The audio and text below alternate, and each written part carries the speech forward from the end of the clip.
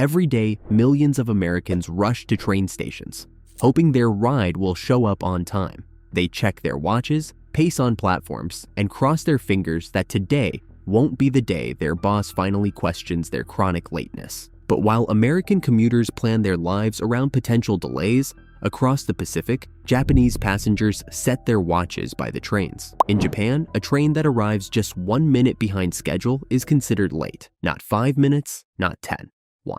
And the truly remarkable part, the average delay for Japan's famous bullet trains is less than 1 minute per year. That includes delays from typhoons, earthquakes, and all other disruptions. America's Amtrak, by comparison, considers a train on time when it arrives within 15 minutes of schedule on short routes and 30 minutes on longer ones. But Japan's rail system isn't just punctual. It's comprehensive, efficient, and built into the fabric of daily life in a way that most Americans can barely imagine. So how did Japan create such an exceptional system? And what could America learn from it?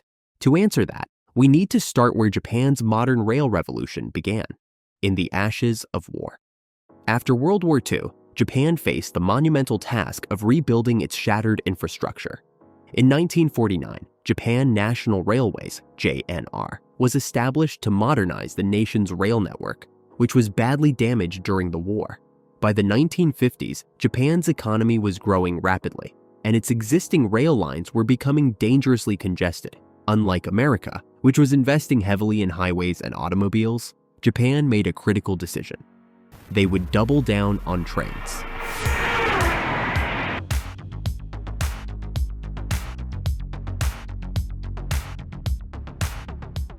This wasn't just a preference, it was a necessity. Japan's mountainous geography limits available land for highways, and the country's high population density makes mass transit the only practical solution for moving millions of people daily. The problem was that passenger trains and freight trains were sharing the same tracks, creating delays and safety risks. The solution? Engineer something completely new. In 1964, the same year Tokyo hosted the Olympics, Japan unveiled the Shinkansen, the world's first high-speed rail network.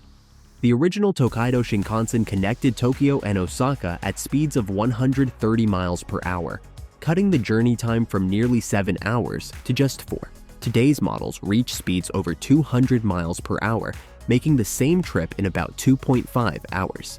But speed wasn't the only innovation. From the beginning, Japanese engineers built the system around 3 principles that American transportation planners could learn from: separation, specialization, and safety. First, separation. Unlike American passenger trains that often share tracks with freight, the Shinkansen runs on completely dedicated lines. There are no level crossings where cars or pedestrians might interact with trains. The entire system is grade separated. This approach virtually eliminates the risk of vehicle collisions, which account for many rail accidents in the US. Second, specialization.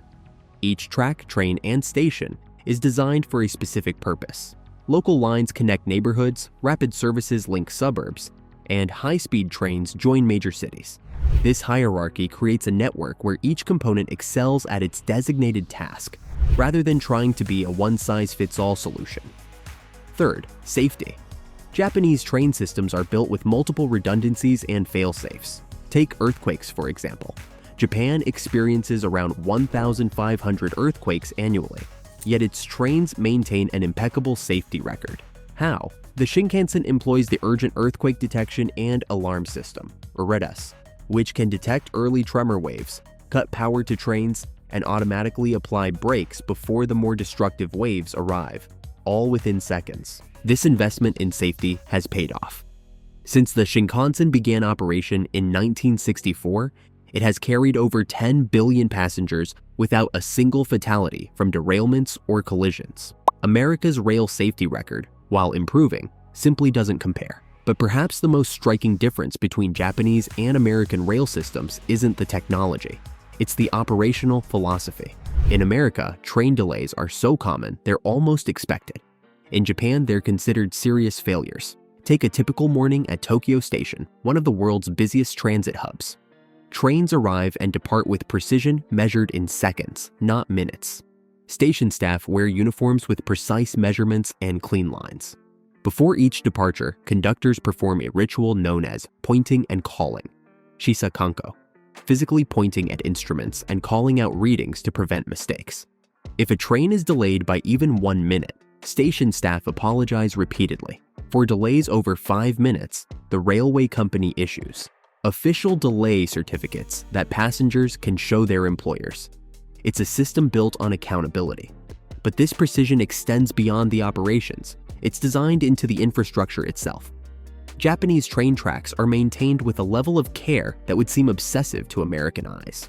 Specialized inspection trains like the Dr. Yellow run regularly on the Shinkansen lines, using high-tech equipment to check track alignment, overhead wire tension, and other critical measurements. Maintenance crews work mostly at night, when trains aren't running. They inspect every inch of track, tightening bolts and grinding rails to eliminate even minute imperfections. In some urban areas, workers only have a 3 to 4 hour window to complete all maintenance before the first morning train.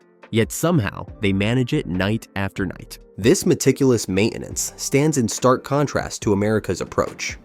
In the US, infrastructure funding often goes toward flashy new projects rather than maintaining existing systems. As a result, the American Society of Civil Engineers consistently gives US infrastructure near-failing grades. In 2021, they rated America's transit infrastructure a D-. Now, it's easy to assume that Japan simply spends more money on their trains, but that's not entirely accurate.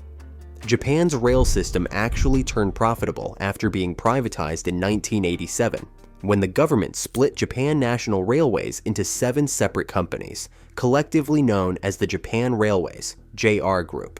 This privatization created a business model where cleanliness, efficiency, and customer satisfaction directly impact profitability. It's why Tokyo's trains are spotlessly clean, despite serving millions of passengers daily.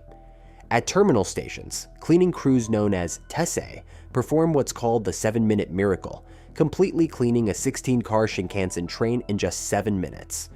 These cleaners work with choreographed precision.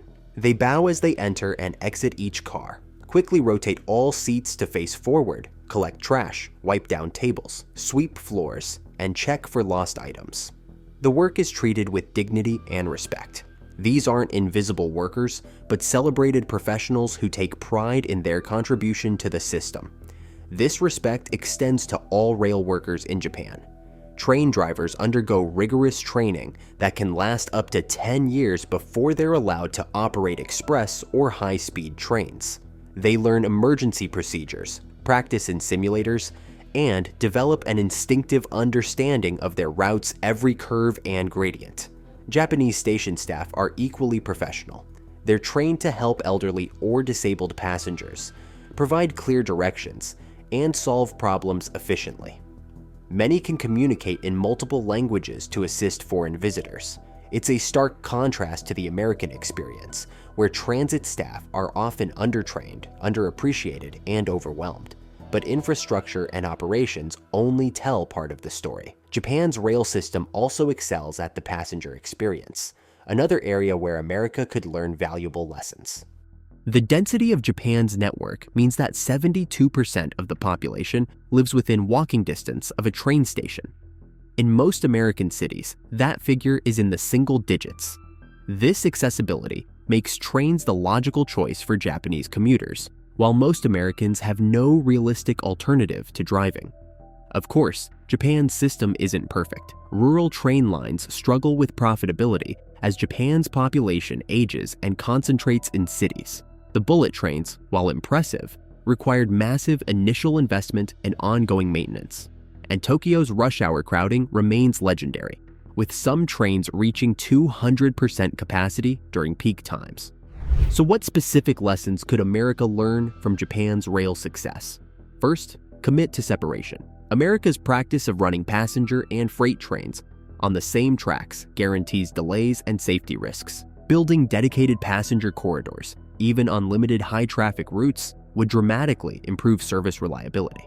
Second, prioritize maintenance. Japan's approach of constant preventative upkeep costs money up front, but saves far more in the long run by preventing catastrophic failures. American infrastructure policy tends to fund repairs only after systems break down, a penny-wise, pound-foolish approach. Third, focus on connections. Japanese transit succeeds partly because different systems work together. In most American cities, various transit agencies operate independently with little coordination. Creating unified payment systems and timed transfers between different modes would make public transit far more usable. Fourth, design for the passenger. Japanese stations are intuitive, clean, and accessible, with clear information and amenities that make the journey pleasant. Too many American stations feel like afterthoughts, dingy, confusing, and unwelcoming. Fifth, empower transit workers. In Japan, train drivers, conductors, and station staff receive extensive training and are treated as skilled professionals. This creates pride in the work and attention to detail that's often missing in American transit systems. Sixth, build for disasters. Japan's trains are designed to handle earthquakes, typhoons, and other emergencies with minimal disruption. As climate change increases extreme weather events across America, this resilience becomes ever more important. Finally, recognize that transportation isn't just about moving people, it's about creating communities. Japan's station areas are vibrant urban centers with shopping, dining, and housing all within walking distance. This transit-oriented development creates lively neighborhoods while reducing car dependence. Now, it's important to acknowledge that America faces challenges Japan doesn't. Our country is vastly larger, with lower population density outside major urban areas.